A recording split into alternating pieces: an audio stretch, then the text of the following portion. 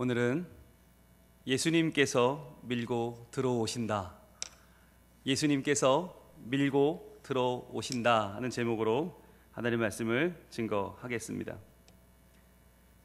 이스라엘에 가서 오래도록 유대인 선교를 하신 선교사님이 계셨습니다. 그런데 유대인들이 성경에 나오는 나라고 예수님이 계셨던 나라인데 도무지 말이 안 먹히는 겁니다. 예수님이 구세주라고 우리의 죄를 구원하셨다고 아무리 외쳐도 사람들이 듣지 않는 거예요. 예수님은 그분은 선지자라고 우리와 똑같은 사람이라고 이야기하면서 유대교인들은 자기네 생각에 똘똘 뭉쳐서 예수님을 거부하더라는 겁니다. 그래서 한평생을 헌신했는데 아무런 열매도 거두지 못하고 이분이 귀국을 하셨습니다.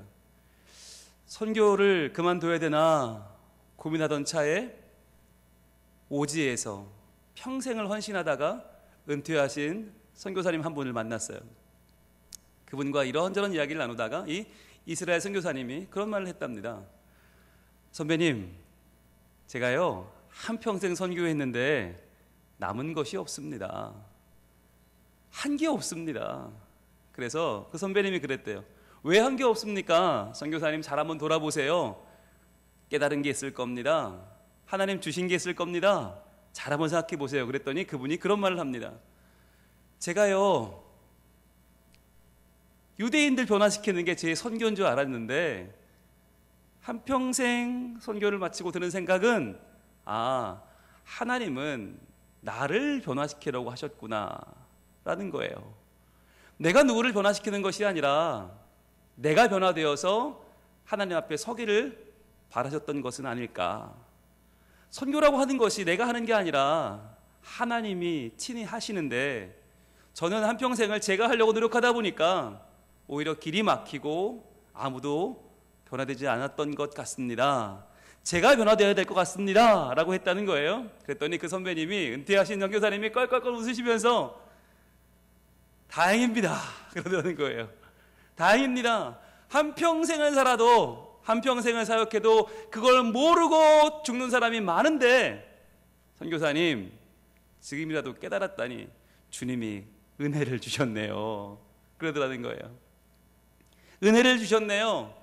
그거 깨닫는 게 정말 중요한 건데 내가 누구를 변화시키고 누구를 구원시키고 세례 주는 게 중요한 게 아니라 내가 하나님의 선교 대상이고 내가 하나님의 구원 대상임을 깨닫는 게 그게 은혜인데 선교사님 은혜 받으셨네요.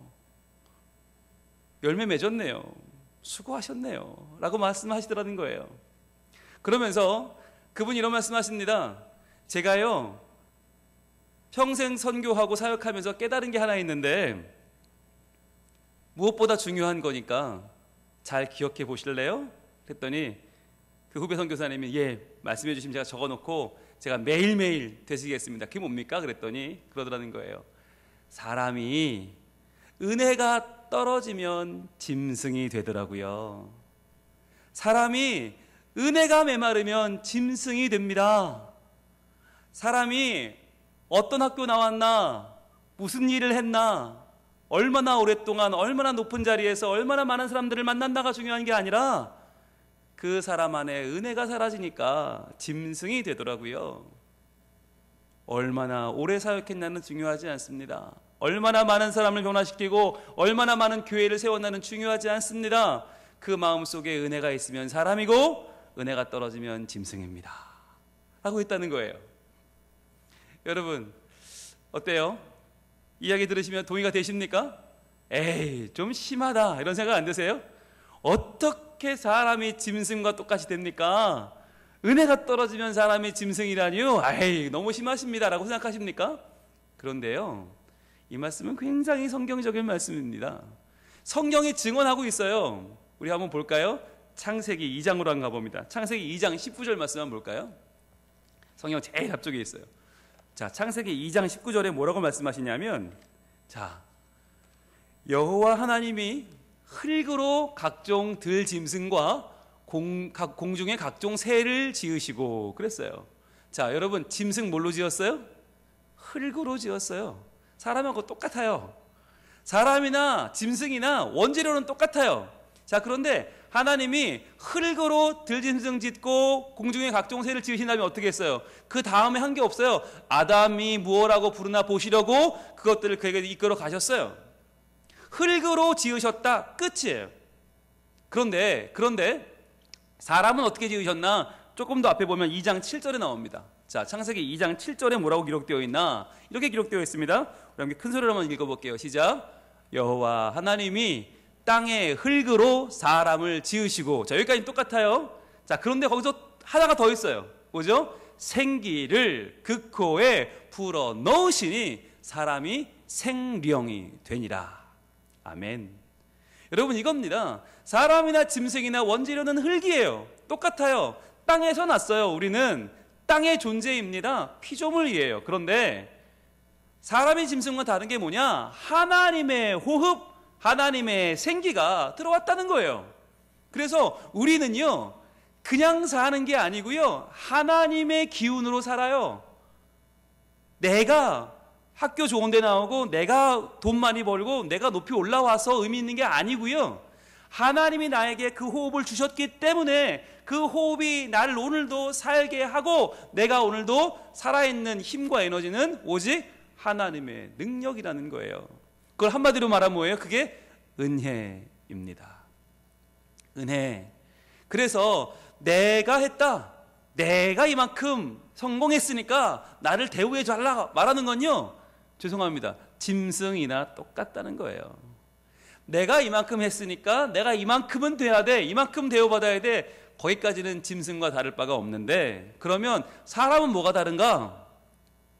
내가 한 게 아닙니다. 하나님이 하셨습니다. 내가 예수를 믿은 게 아닙니다. 예수님이 나를 믿어주셨습니다. 그래서 내가 오늘 이렇게 영상으로라도 예배할 수 있는 이유, 하나님 앞에 나올 수 있는 이유, 아무것도 두려워 말라는 찬양을 들으며 내 마음이 뜨거워지면서 내가 하나님을 바라볼 수 있는 이유 무엇입니까? 오직 하나입니다. 은혜입니다. 은혜. 오늘은 종료주일입니다. 종료주일은 예수님께서 십자가를 지기 위해서 예루살렘 성에 입성하신 날이지요. 교회 역사에서 종료주일은 매우 중요한 주일입니다. 오늘부터 고난주간이 시작됩니다. 세종 목요일을 거쳐서 성금요일, 예수님이 십자가에 달리신 바로 그날이 찾아오고요, 예수님이 무덤에 계시던 안식일을 지나면 부활주일이 찾아옵니다. 이렇게 중요한 한 주간에 시작되는 오늘 종료주일인데, 여러분, 이 종료주일이 왜 중요합니까? 이 종료주일을 우리가 어떠한 마음으로 보내느냐, 어떠한 마음으로 이 한 주간의 고난주간을 지내느냐는 우리의 인생의 한 획을 긋는 매우 중요한 시기이기 때문입니다.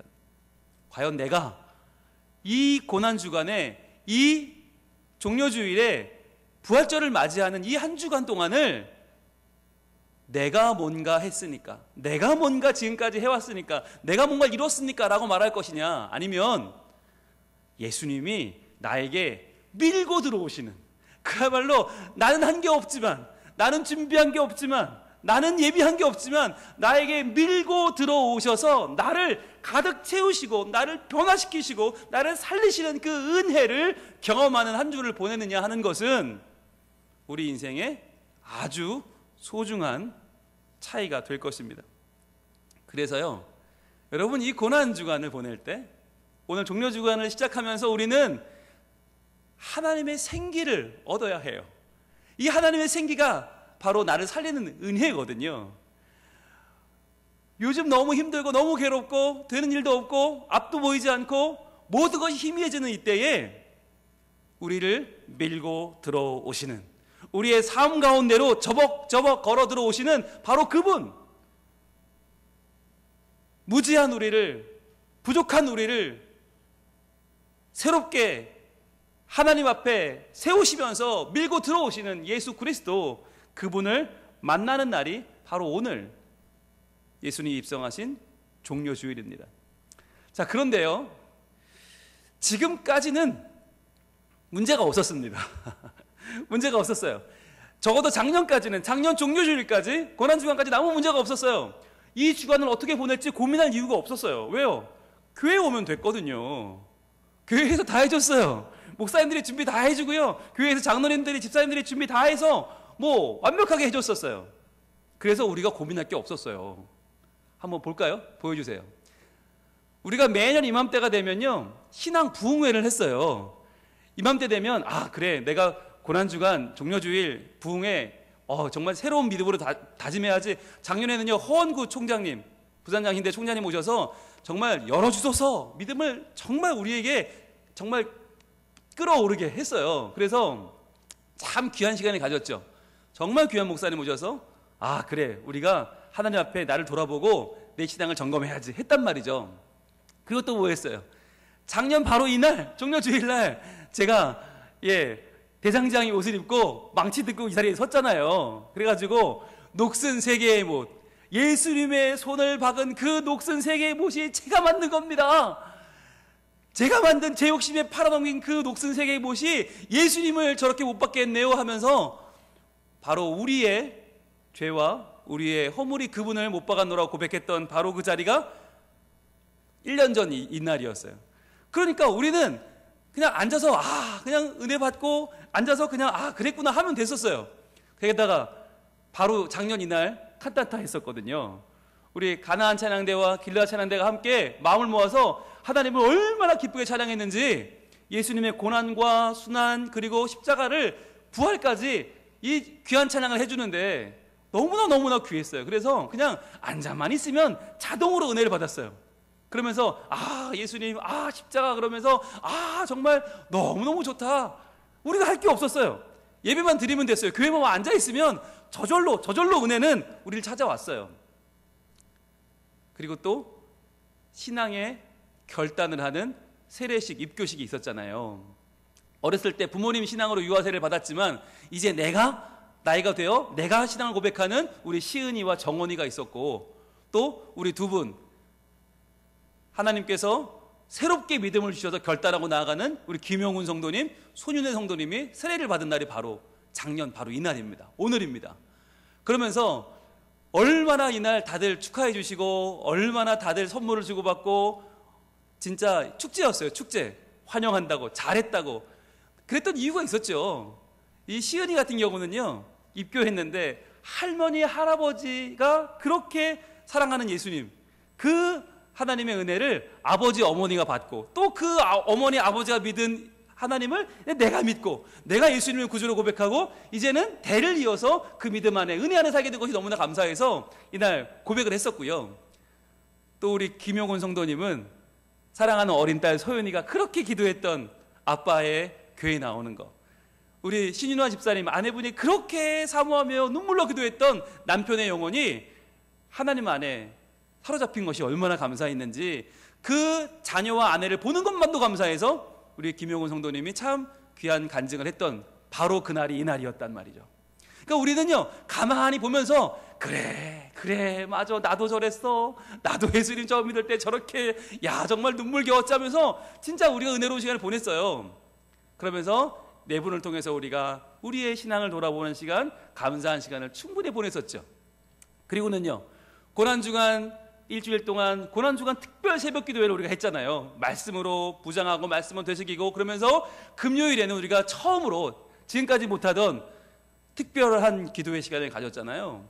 정말 이것이 예전이구나, 이것이 성금요일이구나, 이것이 보혈의 능력이구나, 우리가 이 성금요일 예배를 통해서 참 많은 것을 느꼈습니다. 자, 그런데 이런 은혜, 이런 은총이 있었고요. 또 이날 다음날 뭐 했냐면 우리 여전도 회원들이 모여가지고 부활절이다 그러면서 계란 열심히 포장하고, 이거 우리 내일 오는 사람들 나눠줘야지 그러면서 막 그냥 서로 으쌰 하면서 막 즐겁게 포장을 하는 그런 모습도 있었습니다. 자, 그런데 올해는요, 2020년 종료주일, 2020년 고난주간, 2020년 이제 부활주일을 맞이하는데 아무것도 없어요. 칸타타도 할 수 없고, 그럼 모여 준비를 할 수 있어야죠. 성가연습 못하는데 어떡해요. 일주일 내내 특별 새벽기도, 아마 고난주간 특별 새벽기도 안 하는 해는 올해가 처음일 겁니다. 게다가 그 어떠한 특별한 순서도 준비할 수 없어요. 다 우린 각자 집에서 앉아서 지금 TV로 또는 노트북으로 핸드폰으로 예배를 드리고 있어요. 답답한 일이에요.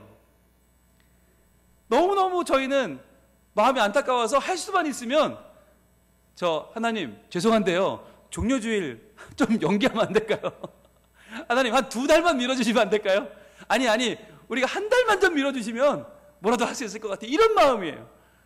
종료주일도 미뤄주시고 부활주일도 조금만 미뤄주시면 얼마나 좋을까요? 이런 마음이에요. 그런데 이렇게 준비되지 못했는데, 이렇게 우리는 지금 아무것도 준비하지 못하고 혼란 가운데 있는데, 주님 지금은 들어오시면 안 돼요. 지금은 막 오시면 안 되고 조금 나중에 오세요. 이게 우리의 본심인데 예수님은요 밀고 들어오십니다. 오늘 설교 제목에 왜 예수님이 밀고 들어오신다입니까? 우리는 준비되지 않았는데, 우리는 아직 하나도 지금 정리된 게 없는데, 언제 계약이 될지, 언제 모일 수 있을지, 언제 다시 우리가 뭔가를 할 수 있을지 아무도 모르는데 예수님은 들어오신단 말이에요. 어김없이 들어오신단 말이에요. 밀고 들어오신단 말이에요. 이거 어떡해요? 어떡해요? 그런데요 여러분, 그러면 과연 2000년 전 그날은 어땠을까? 2000년 전 그날은 정말 예수님이 예루살렘 성에 입성하실 준비가 완벽했을까요? 그날의 사람들은 예수님을 맞이할 준비가 되어 있었을까요? 그날의 그 사람들은 예수님을 온전히 맞이하는 온전한 사람들로 할렐루야로 주를 맞이했던 걸까요? 은혜 가운데에서 한번 확인해 볼까요? 오늘 본문 요한복음 12장 12절 한번 보겠습니다. 요한복음 12장 12절 우리 같이 한번 읽겠습니다. 시작. 그 이튿날에는 명절에 온 큰 무리가 예수께서 예루살렘으로 오신다는 것을 듣고, 이렇게 시작을 합니다. 이 명절은 바로 6월절입니다. 6월절은 아시잖아요. 출애굽 사건. 하나님께서 애굽에서 종살이하던 그 백성을 끌어내실 때 9가지 재앙을 내렸는데도 바로가 꿈쩍하지 않아요. 그랬더니 10번째 마지막 재앙, 바로 온 나라의 장자가 죽는, 가축의 첫 새끼까지 죽는 완벽한 하나님의 재앙을 허락하십니다. 그런데 이때 오직 이스라엘 백성만 6월절 어린 양의 피를 문설주에 발랐더니 죽음의 천사 거길 넘어갔죠. 넘을유 넘을월 6월절이에요. 자, 이것을 기념하면서 하나님이 우리를 사랑하시고 우리가 잘한 게 아니라, 내가 뭘 해서가 아니라 하나님이 오직 은혜로 우리를 살려주셨다, 이 6월절을 이제 기념하는 명절이에요. 자, 이 명절에 사람들이 예수님이 오신다는 얘기를 들은 겁니다. 와, 예수님이 6월절에 예루살렘에 오신다고? 야, 그러면 이 예수님이 뭔가를 엄청난 걸 하시겠구나 기대를 한 거예요. 이 당시에 역사가들의 증언에 의하면 전국에서, 아니 전 세계에서 유대인들이 6월절만 되면 예루살렘에 10만 명쯤 모였답니다.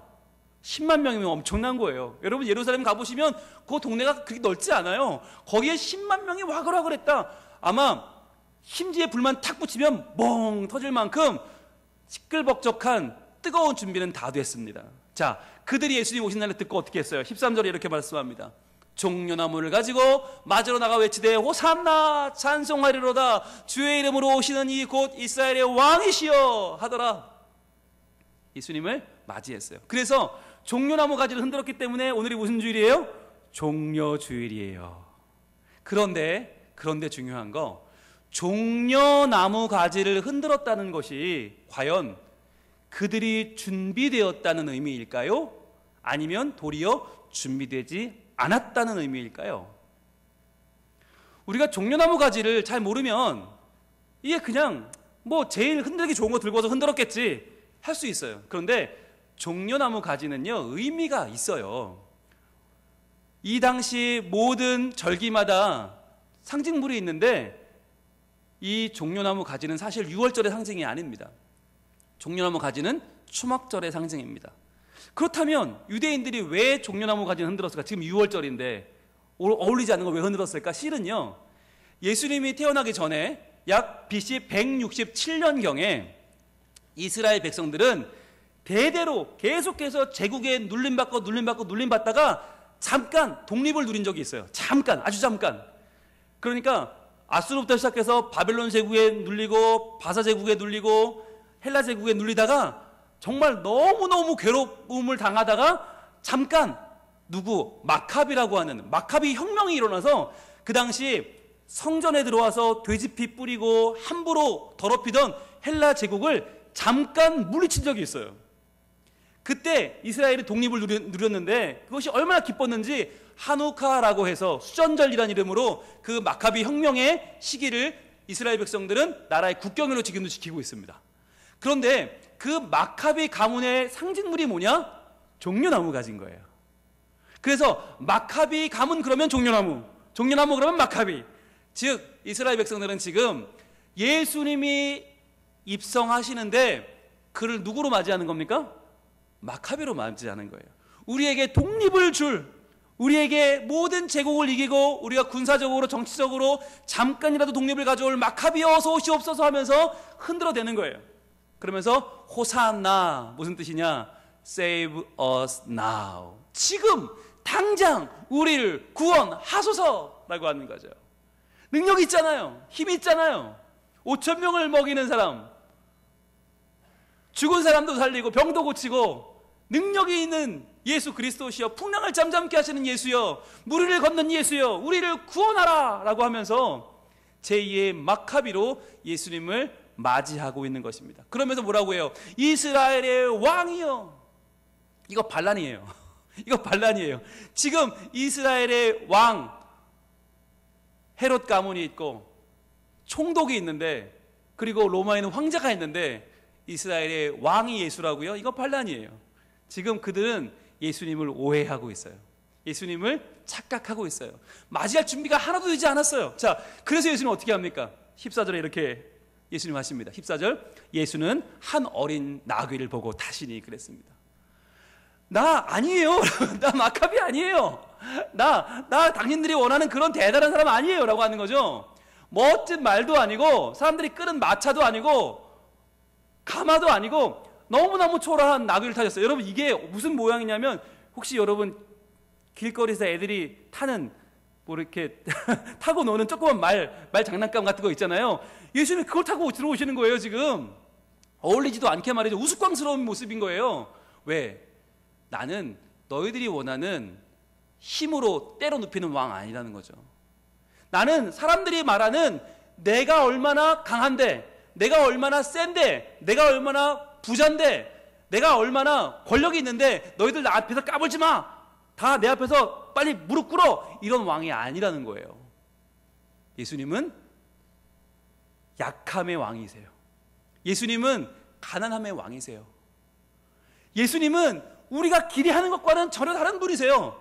예수님은 우리가 정말 히어로가 와서 힘세고 엄청난 사람이 와서 다 때려부시고 우리를 구원하소서가 아니라, 도리어 그분은 약해짐을 통해 구원하시고 가난함을 통해 구원하시죠. 그래서 그분은 구유에 나셨고 양의 염을 통해 나셨고, 더 가난하고 내려갈 데가 없는 그 자리에서 더 가난해지셨죠. 더 약해지셨죠. 어떻게? 십자가요. 우리에게 살과 피를 다 나눠주시면서 예수님은 완전한 가난함, 완전한 약함의 자리로 들어가셨습니다. 왜요? 15절입니다. 바로 그렇게 예수님이 오실 거라고 이미 예언했기 때문에. 누가? 선지자 스가랴가요. 15절 같이 읽을까요? 시작. 이는 기록된 바 시온 딸아 두려워하지 말라. 보라 너의 왕이 나귀 새끼를 타고 오신다 함과 같더라. 바로 이 스가랴 9장 9절에 예언된 이 말씀대로 예수님이 오셨다는 거예요. 그러니까 하나님의 계획은 뭐냐? 하나님은 힘이 센 왕이 와서 다 때려부시고 정리하는 게 아니라, 세상의 원칙과는 정반대로 약하고 맞아서 고난당하고 십자가에 달려 죽을 수밖에 없는 메시아가 나귀를 타고 오시는 겸손한 왕이 오시는데, 그분이 이 세상의 모든 높아질 대로 높아진 자들을 무릎 꿇게 하고 이 땅의 모든 힘 있는 자들을 뛰어넘어서 진정한 사랑과 진정한 평강으로 우리를 인도한다는 거예요. 그런데 이걸 사람들이 알았나? 제자들이 이해를 했나? 아니요. 16절은 이렇게 오늘 마무리가 되죠. 16절이 이렇게 말합니다. 제자들은 처음의 일을 깨닫지 못하였다가, 자, 아무도 준비가 안 됐어요. 제자들마저도 깨닫지 못했어요. 이게 무슨 상황인지를 몰랐단 말이에요. 이게 뭔지, 예수님 왜 저렇게 지금 나귀 타고 오셔? 아우 창피해 죽겠어. 아우 저거 좀 말려봐봐. 다 이해 못했다는 거예요. 예수께서 영광을 얻으신 후에야, 나중에 십자가 지시고 죽으시고 부활하시고 승천하신 후에야, 아하, 이것이 예수께 대하여 기록된 것임과 사람들이 예수께 이같이 한 것임이 생각났더라. 즉 사람들이 잘못 알고 오해했던 것도 이해가 되고, 아, 예수님은 왜 그렇게 사람들의 기대와는 정반대 행동하셨는지도 이해가 됐다는 거예요. 언제예요? 나중에 부활 승천하신 이후에. 그러니까 이 당시만 해도 아무도 이해 못한 거예요. 예수님이 우리에게 밀고 들어오시는데 준비는 아무도 되어 있지 않고, 제자들도 모르고 사람들도 모르고 아무도 몰랐다는 거예요. 자, 그러면 여기 중요한 거, 이렇게 준비가 아무도 안 되어 있는데 제자들도 깨닫지 못하는데 예수님은 왜 들어오십니까? 왜 밀고 들어오십니까? 이렇게 무지한 자들, 이렇게 교만한 자들, 이렇게 착각하는 자들에게 예수님은 왜 자신을 내어주시러 왜 들어오시는 겁니까? 이유는 하나입니다. 우리는 모르지만, 우리는 준비되어 있지 않지만, 우리는 아직 부족하지만, 그러나 예수님은 완벽한 준비가 되어 있기 때문이에요. 우리가 준비가 안 된 게 아무 상관이 없어요. 지금 이스라엘 백성들이 우왕좌왕하고 예수님을 마카비로 보고 예수님을 막 세상의 정치적인 지도자로 보고 착각하는 거 관계없어요. 제자들마저도 예수님이 왜 저러시는지 막 헷갈리고 분주하고 상관없어요. 왜? 예수님은 모든 준비가 다 됐으니까. 그분은 우리가 한 것에 관계없이 우리에게 찾아오셔서 그분의 온전한 은혜를 내려주실 준비가 완벽하게 됐으니까. 그래서 주님은 준비되지 않은 2020년에 우리 성민의 가족들을 마음속으로 걸어 들어오시는 겁니다. 우리 교회 안으로, 우리 사회 안으로 예수님이 들어오시는 거예요. 완벽해요. 완벽한 준비를 하셨어요. 그분의 그 완벽한 준비를 이사야 선지자가 이렇게 노래한 적이 있습니다. 같이 한번 볼까요? 이사야 53장 5절 말씀, 아주 유명한 말씀이죠. 그는 모든 준비를 끝냈습니다. 그는 우리의 죄를 사할 모든 준비가 되어 있습니다. 그분의 사역은 완전합니다. 우리가 아무리 부족해도 그분은 완벽한 준비를 하셨습니다. 바로 이사야의 노래입니다.